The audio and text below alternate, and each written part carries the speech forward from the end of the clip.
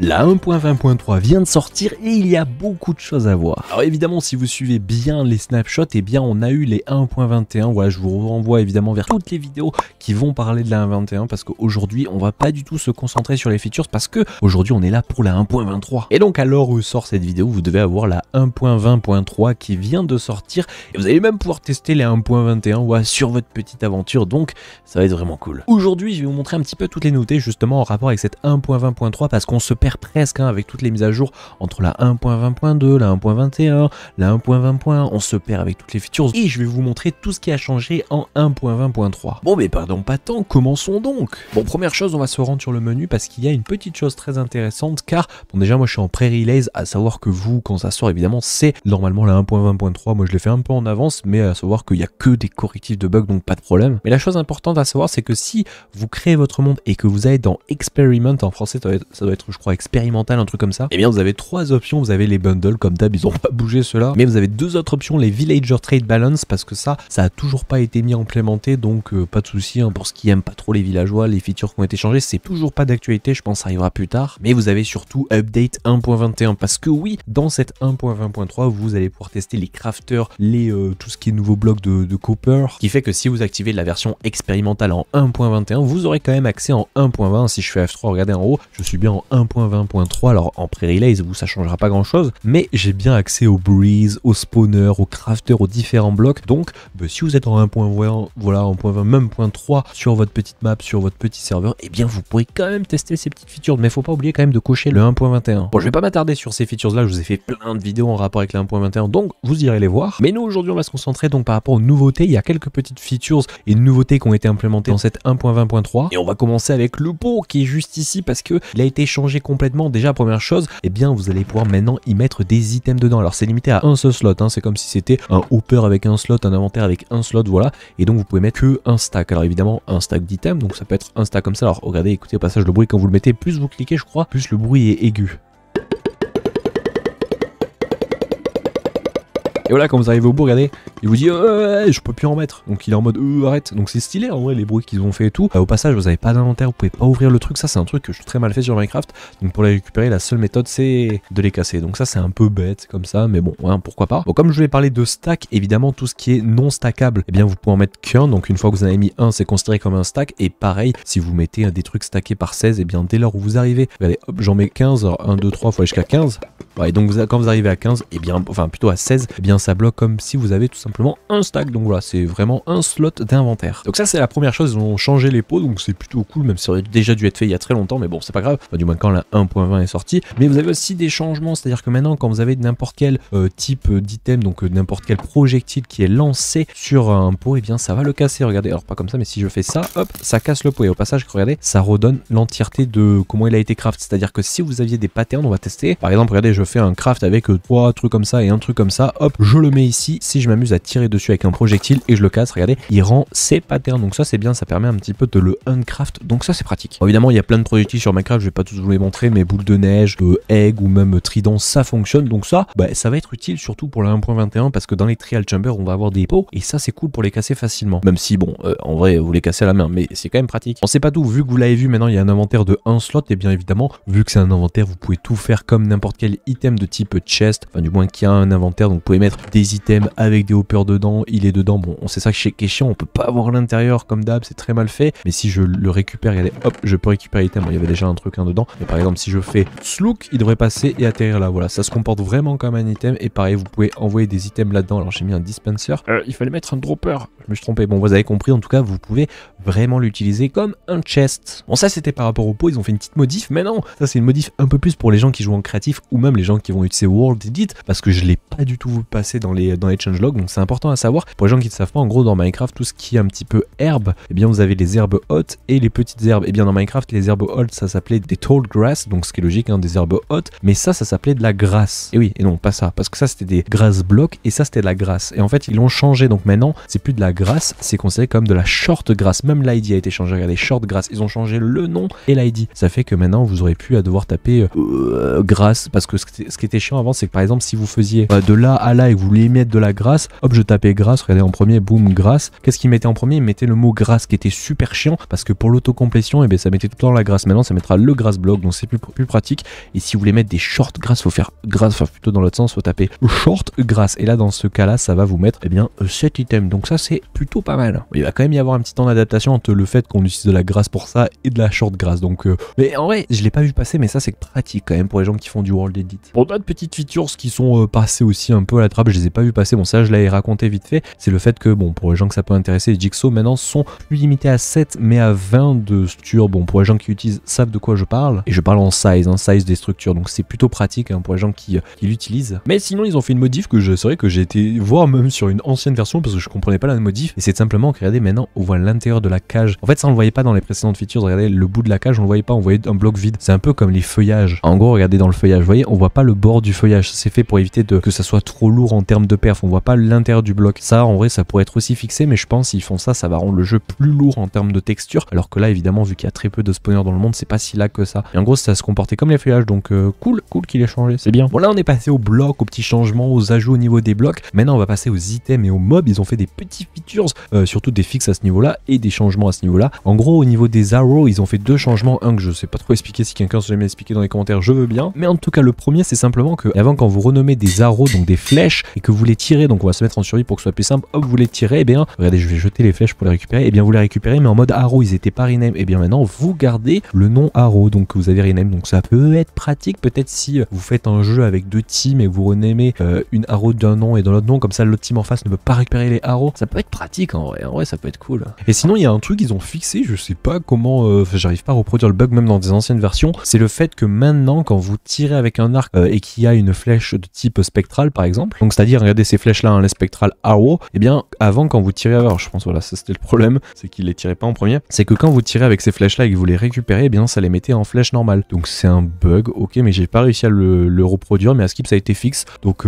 tant mieux, tant mieux j'ai envie de dire, comme ça vous aurez plus de problème avec vos spectral arrow, et ça c'est pratique, et c'était aussi je crois le cas avec les autres types de flèches, donc ça c'est fixé. Bon, en parlant de changement, on a d'autres petits trucs comme le fait qu'avec les underpens maintenant, quand vous allez tirer, regardez à l'impact, ça fait un bruit de téléportation, donc ça c'est cool comme un Underman, donc c'est plutôt RP surtout au niveau des underperles. Et maintenant les amis, on a deux features que je trouve vraiment cool. La première c'est en rapport avec le petit shield, voilà le bouclier, c'est très pratique parce que déjà première chose, bon ça c'est un petit fixe basique, quand vous bougez votre tête, regardez, il bouge en conséquence, donc c'est un peu plus RP, c'est un peu plus stylé, donc les joueurs en fait en multijoueur verront quand vous bougez, parce que vous en première vue vous voyez absolument rien, mais c'est un peu plus logique. Mais surtout, chose très cool maintenant, quand vous faites tirer du dessus, donc par exemple à peu près là, je sais pas s'il va réussir à me tirer dessus, regardez, et bien ça a une logique par rapport à là où vous regardez, c'est-à-dire que si vous tirez au-dessus de vous, et bien regardez, la flèche ne tape pas sur ma tête, alors qu'avant c'était clairement le cas. Donc là, ça c'est bien, c'est un beau petit fixe qui fait que l'arrow, enfin du moins pas du tout l'arrow, mais les shields et bien protégeront beaucoup plus les impacts de type arrow, je sais pas moi, les boules de neige, les aigles ou même les tridents. Donc ça c'est bien. Et sinon, autre chose que les gens, j'ai un petit peu demandé l'avis, beaucoup de gens sont contents, mais il y a eu quand même des gens pas trop contents, je sais pas pourquoi, mais ils ont retexturisé, regardez la batte, je la trouve tellement mimes maintenant, elle est trop stylée. Moi perso je la kiffe comparé à avant. Bon, encore c'est à débattre, il y en a qui sont pas fans, moi je préfère littéralement celle-là, elle est beaucoup plus cute que l'ancienne qui faisait un peu vieille, donc c'est bien. Ils l'ont fait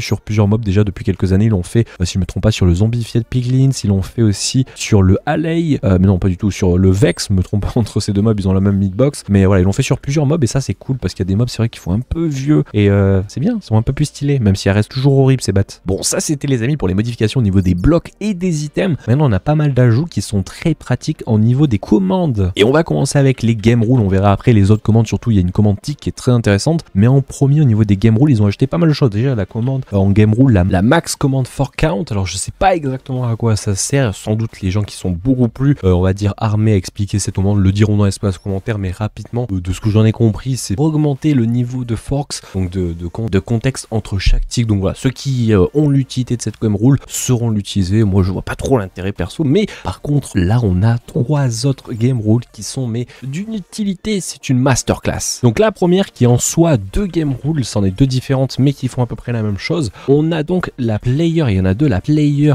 portal creative delay et la portal default delay qui est à peu près la même, player nether. Et à quoi ça sert ça, je vais vous l'expliquer dans quelques secondes. Déjà regardez, je suis en creative, vous devez devez le savoir, quand on passe un portail du Nether en créatif, il se passe toujours la même chose et c'est un peu galère quand vous vous amusez à crafter, à builder en créatif. Après on reparlera du mode normal en survie, vous allez voir ça va être quand même très utile. En gros regardez, hop par exemple je suis dans le créatif, je me balade, je passe le portail et là bam, instantanément je me fais TP dans le portail du Nether. Donc ça on va pas se mentir, quand vous vous amusez à builder, vous êtes en créatif en train de bosser par exemple sur un portail, par exemple en train de le relooker comme je l'ai fait là, c'est incroyable, et bien c'est super chiant et c'est même super désagréable de se TP H24 dans le portail, t'es obligé de casser le portail, c'est une galère. Et donc justement c'est à ce moment là qu'interviennent nos deux game rules qui sont incroyables. On a donc dans un premier temps, comme je vous l'ai dit, la game rule player, on va commencer par la créative et après je parlerai de la default. Et bien la créative delay qui est de base, si je fais juste entrer vous allez voir elle va me dire qu'elle est à 1, et en fait de base elle est à 1, c'est en tick à savoir la valeur, donc ça veut dire que en 1/20 de seconde, parce que pour les gens qui ne savent pas, dans Minecraft il y a 20 ticks par seconde, ce qui équivaut 20 ticks une seconde,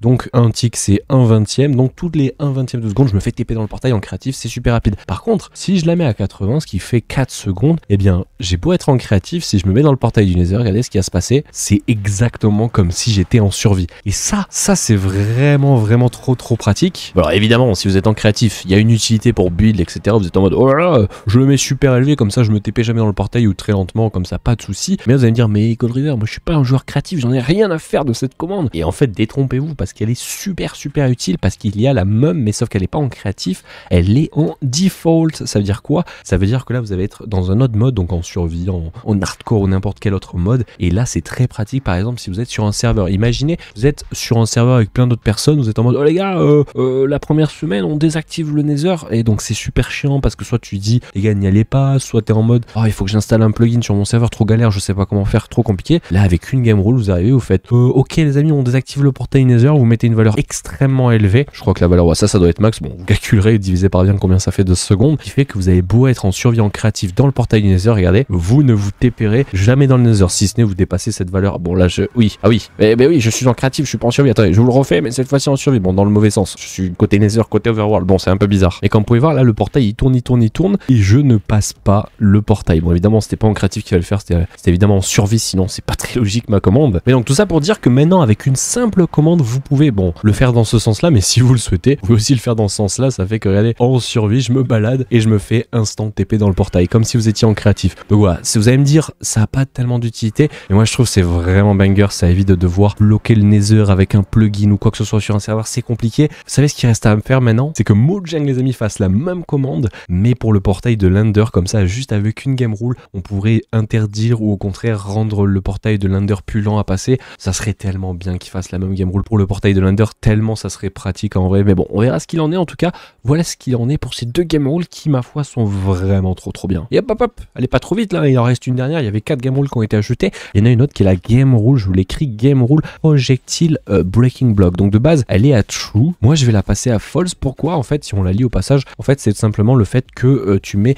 que les projectiles puissent ou non casser des blocs. Donc voilà, là j'ai mis à false, ça veut dire que tout à l'heure vous l'avez vu, je pouvais avec des boules de neige, des projectiles, n'importe lesquels, casser les poteries. Et bien maintenant ce n'est plus possible. Et donc ça c'est pratique, je crois qu'il y a pas mal d'autres choses comme ça, je crois qu'il y a aussi les dripstones, c'est-à-dire qu'en stalactite ou en stalagmite vous ne pouvez plus casser, je crois par contre il faut un trident pour les casser celles-ci. Et ça veut dire que maintenant regardez, quand je fais ça ou que je fais ça, il ne se passe rien. Par contre si je la remets à true, donc à vrai, et bien regardez ce qui va se passer, ça casse la dripstone et là aussi. Donc voilà, ça peut être utile, encore une fois je sais pas l'utilité mais c'est cool parce que franchement quand Mojang rajoute des game rules, moi je suis trop content parce que ça rend le jeu tellement paramétrable maintenant, c'est super bien, plus que à faire pour l'Ender Mojang, comme ça vous nous régalez en game rule. Bon voilà, maintenant qu'on a attaqué les commandes de game rule, on va attaquer aux vraies commandes, les commandes. Alors je vais pas rentrer en détail, que ce soit pour les execute, je crois qu'ils ont aussi fait un truc avec le scoreboard, ils ont aussi fait un truc avec les name display, enfin ils ont fait plein de choses. Ceux à qui ça intéresse, n'hésitez pas à aller voir le changelog, il est dans la description comme d'habitude. Mais là on va attaquer une vraie game rule qui est pas une game rule, pardon, une vraie commande qui cette fois-ci c'est une énorme masterclass. Et tout simplement les amis c'est la commande tick. Voilà, c'est tout nouveau, ça vient d'arriver. Et pour les gens qui ne savent pas, avant de rentrer dans le cœur de la commande, comme je l'ai dit tout à l'heure, Minecraft fonctionne en tick. Et en fait il faut savoir que 20 ticks, donc c'est comme ça que le jeu tourne, 20 ticks, et bien ça équivaut à une seconde. Par exemple, on pourrait faire le calcul, un jour dans Minecraft, le temps que le soleil fasse un tour entier, et bien il y en a pour je crois donc 20 minutes si je me trompe pas, donc vous faites 20 minutes x 60 x 20 et vous voyez le nombre de ticks qu'il faut pour que le jeu tourne. Donc voilà, ça fonctionne à peu près comme ça. Et donc bien vous pouvez jouer avec cette commande qui s'appelle la commande /tick. Et alors là il y a plein de petites choses, il y a freeze, query, rate, sprint,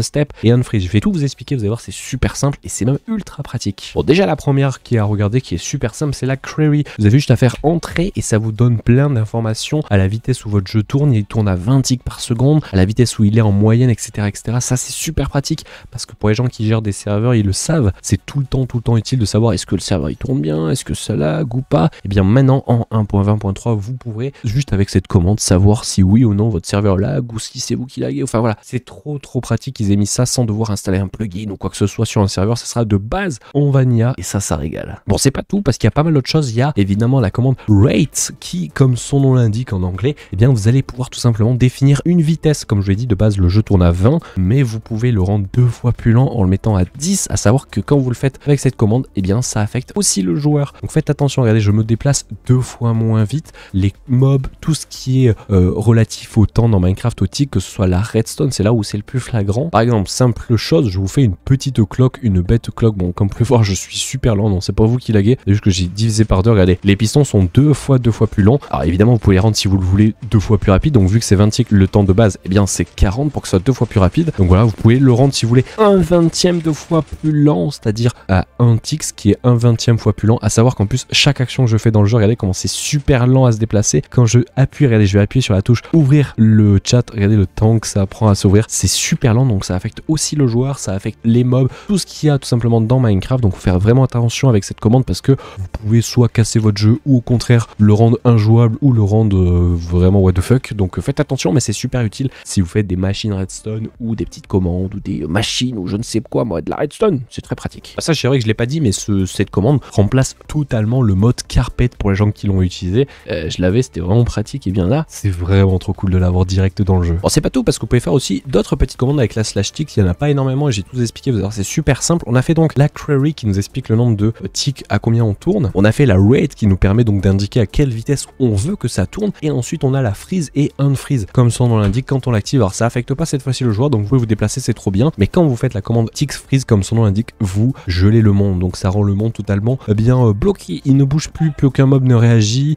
plus ce qu'il y a de redstone ne marche, donc ça met le jeu en stand-by. La redstone elle est bloquée, donc voilà, c'est très pratique. Par exemple, si je m'amuse à passer dans le portail Nether, il ne se passe rien. Alors la question c'est, est-ce que si je unfreeze, donc je fais l'inverse, donc je défreeze, unfreeze, eh bien non, comme vous pouvez voir, tout ce que j'ai fait pendant que j'étais en freeze ne s'affecte pas. Je suis passé dans le portail, ça n'a pas marché. Je suppose que j'ai tapé le mouton pas du tout, le poulet, ça n'a pas dû le taper, en fait, tout est bloqué, donc ça c'est pratique. Si vous voulez un petit peu élucider un problème, par exemple, une machine marche plus, vous voulez vous savoir pourquoi il y a un truc qui marche pas correctement, c'est très pratique pour les joueurs créatifs. Bon, tant qu'on est dans la commande freeze, il y a une autre commande qui est en rapport avec celle-ci, donc je vais me remettre en mode freeze, comme ça plus rien ne va bouger. Et alors l'autre commande, c'est la commande slash tick step, et comme son nom l'indique, vous allez faire étape par étape, c'est-à-dire que maintenant que vous êtes en freeze, vous allez pouvoir lui dire j'aimerais bien que là, tu vois, le jeu il est arrêté, regardez un petit peu la chauve-souris juste à côté, et bien hop, j'ai envie que maintenant tu me fasses, alors vous pouvez le dire en secondes ou en tick, j'ai envie que la batte par exemple elle fonctionne que pendant 4 secondes, vous mettez 4 secondes et regardez, au bout de 4 secondes, qu'est-ce qui se passe? Le jeu va stopper normalement, voilà, et bien il a remis un freeze. En fait c'est le délai entre unfreeze et freeze, tout l'inverse, freeze, unfreeze. Donc et bien vous pouvez donner un délai, ou inversement vous pouvez mettre un truc super lent ou super rapide, et justement comme vous pouvez mettre un truc super lent, si vous mettez un temps inimaginable, un peu trop long, et que vous êtes fail, vous êtes en mode oh merde je vais pas faire ça, vous pouvez faire évidemment le petit stop qui arrête cette petite step et qui fait que regardez hop ça remet le mode en freeze. Donc voilà, après évidemment vous pouvez refaire un unfreeze. Et enfin, et comme ça on aura fait le tour de toute cette commande, et vous allez voir c'est super simple à comprendre, c'est la commande sprint. Et en fait la commande sprint est très utile pour faire des bêta tests. Par exemple je vais mettre peut-être pas 60 secondes, c'est un peu beaucoup, 10 secondes, et en fait en faisant ça vous ne touchez à rien. Là le jeu il est en train de stress test tout simplement votre map et il vous dit est-ce que ça a fonctionné, en combien de temps il a fait, j'ai mis combien, j'ai déjà oublié, 10 secondes, combien il a fait. Vous avez une petite information et vous avez pas mal de petites choses très utiles pour bêta tester un peu votre monde. Donc voilà, ça c'est pas mal de petites features comme ça qui peuvent vous être utiles ou non. Du moins c'est très pratique si vous êtes un petit peu quelqu'un qui gère un serveur, ou même que vous voulez un petit peu bidouiller des petites choses sur des machines et tout ça. Franchement c'est une masterclass, les gens s'en rendent pas de compte, ceux qui font pas de petites machines ou de petites redstone, mais c'est super pratique. Bon voilà pour ce qui était de ces commandes, j'ai été un petit peu dans les détails mais c'était vraiment important. On va finir par des petites choses, je vais pas tout vous montrer encore une fois, si vous voulez aller voir par vous-même tous les correctifs de bugs, les commandes ou quoi que ce soit, vous avez le changelog dans la description. Mais là on va passer aux autres petites choses que j'ai pas montré. Déjà la première chose, quand vous êtes sur l'écran d'accueil, vous voyez il y a un petit message en jaune qui clignote comme ça à chaque fois, c'est toujours pareil si vous revenez en arrière, je crois, non je sais plus comment on fait pour le changer. Bien maintenant si vous aimez pas, vous êtes un peu un aigri de la vie et vous voulez enlever ce message, vous pouvez dans accessibilité désactiver le hide splash text qui fait qu'il n'apparaîtra plus. Voilà, si vous êtes quelqu'un de aigri et que vous aimez pas les petits messages, vous pouvez l'enlever. Vous avez aussi maintenant, j'arrive jamais à l'afficher, mais par exemple quand votre map est un peu cassée, on va dire, eh bien vous avez un nouveau menu pour tout simplement la récupérer un petit peu, la décorrompre si on peut dire, si ça fonctionne. Donc c'est cool qu'ils mettent ça en place et ça fait plaisir. Et autre petite chose, tant qu'on est dans le menu, maintenant les rims, donc voilà pour les gens à qui ça intéresse, regardez en plus c'est écrit, sont accessibles maintenant en snapshot et même en bêta si vous êtes sur Bedrock. Donc ça c'est vraiment bien si vous aimez, vous voulez vous amuser avec vos potes ou sur votre serveur rims assez snapshot ou assez bêta. Bon les amis, on va s'arrêter là pour cette présentation de la 1.20.3. J'espère que vous aurez appris pas mal de choses sur cette 1.20.3. On espère aussi qu'ils vont bientôt recommencer, même si ça va être Noël et tout et que j'y crois pas trop, mais d'autres petites features tout simplement et d'autres snapshots sur la 1.21. C'était pas le but d'aujourd'hui, donc si vous voulez apprendre plein de choses sur la 1.21, allez voir les vidéos qui correspondent. Et si jamais je vais m'arrêter là les amis, on va se redonner rendez-vous. Ce week-end il y a un énorme épisode qui arrive pour Primaria, donc je compte sur vous pour être présent parce qu'il y a plus de 3 semaines de travail, donc c'est un gros épisode, hein. Je compte sur vous pour être là et on se donne rendez-vous la fois prochaine. Ciao ciao les amis et merci de tous avoir regardé cette vidéo. Ciao ciao.